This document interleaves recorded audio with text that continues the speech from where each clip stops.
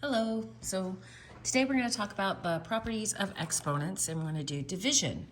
As you can see, we have two bases that are the same and two exponents. What we do with our exponents when we divide is we subtract them. So this is going to be x to the 6 minus 2, which is x to the 4th. Okay? And with the next one, we have to subtract 2 and 6. So we're going to have x to the 2 minus 6, which is x to the negative 4th, which is a whole thing that we haven't really talked about. Whenever you have a negative number, it causes you to take the base term and change position. This is in a numerator position. We're going to drop it to a denominator position. So this becomes 1 over x to the 4th. Now, if I were to have, say, 1 over x to the negative 4th, again, this would change position, and this would go from a negative to a positive. So the answer to this would be x to the 4th. So that's like a rough idea of how you use negative exponents. Also, I can see that I forgot to talk about this. Whenever you have x to the 0 power, anything at all to the 0 power is equal to 1, okay? So you could have 18,552,000 to the 0 power, and what it will be is 1. All right, so we're gonna go through some examples here so you can see how this works in a problem setting. So I'm gonna have 2 over 2. We know that 2 divided by itself is 1, so I can cancel that out. Then I have m to the negative 3, m to the 0. So negative 3 minus 0 is negative 3. I need to simplify this I needed to simplify that to begin with. Sorry, getting ahead of myself.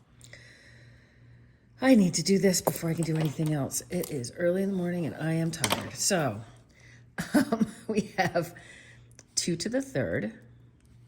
M to the 4th times 3 is m to the 12th. And 3 times 3 is 9, so we have n to the 9th. All right. So I'm going to rewrite this, and we're going to have 2m to the negative 3, n to the negative 1, over 2m to the 0 times 2 to the 3rd, m to the 12th, n to the 9th. Now we have to simplify this before we can do anything else. So I'm going to come over here. I'm going to do that. So I have 2m to the negative 3, n to the negative 1 in my numerator. On the bottom, I have 2 to the 1. 1 plus 3 is 4, so I have 2 to the 4th. M to the 0, m to the 12th is m to the 12th, because 0 plus 12 is 12. And we have no n here, but I do have an n here, so it's n to the 9th. Now I can simplify it. Yeah, ignore what I did to begin with. That didn't make sense. So again, we have this little invisible 1. So I have 2 to the 1 minus 4 is negative 3. I have negative 3. I have m to the negative 3 minus 12. So I'd write that negative 3 minus 12. And I have n to the negative 1 minus 9. N to the negative 1 minus 9. All righty. So I have all these negative exponents. So first of all, I'm going to simplify these. So we have 2 to the negative 3rd, m to the negative 15, n to the negative 10. Now they're all negative exponents. Can you see that? There. All negative exponents, which means they're all dropping to the denominator position. So my answer is 1 over 2 to the 3rd, m to the 15th, n to the 10th, which I could rewrite as 1 over 8 m to the 15th, n to the 10th, because 2 to the 3rd is 8, okay? So that's one example. I have a few more here so that we make sure we know what we're doing. Okay, so I have to simplify my numerator here before I can do anything. First thing I notice is those zeros, right? We just talked about that. N to the 0 is 1, n to the 0 is 1. 2 times 1 is 2, and 2 times 1 is 2. So these, I can just cancel those out. This, you love to see this. This is great. When you have a big thing in here and it's raised to the 0 power, this whole thing cancels out, it becomes 1. What's 2 times 1? Well, it's 2. Easy, right? And that's just over negative n. And that's my answer. That's an awesome problem. We love that. All right, this, super fun. When you have an exponent on the outside of these parentheses, you raise everything inside the parentheses to the 4th power. So, these are being multiplied, by the way. We have negative 2 to the 4th power. We have 3 times 4 is 12. 2 times 4 is 8. So we have b to the 8th over. I have negative b to the 12th power times, we have to negative 2 to the 4th power. And we have 4 times 4, b to the 16th. Okay, so this is negative b. No, that's right. Okay, because I raised this to the 4th power and that's an even exponent, this is a positive b. So negative 2 to the 4th power, negative times negative is positive, times negative is negative, times negative is positive. So I have, this is in parentheses, so I'm going to have I'm going to have 2 to the 4th, a to the 12th, b to the 8th, over. We're going to have 2 to the 4th, and we have 12. Oh, wait, I wrote 12 here, but that's 16, isn't it? Because 4 times 4 is not 12, it's 16. Oh, early in the morning. So we have 12 plus 16. We have b to the 28th. Now we're going to do all our subtraction and our fun stuff. And I had no a's on the bottom. So coming over here, anything divided by itself is 1. Those cancel.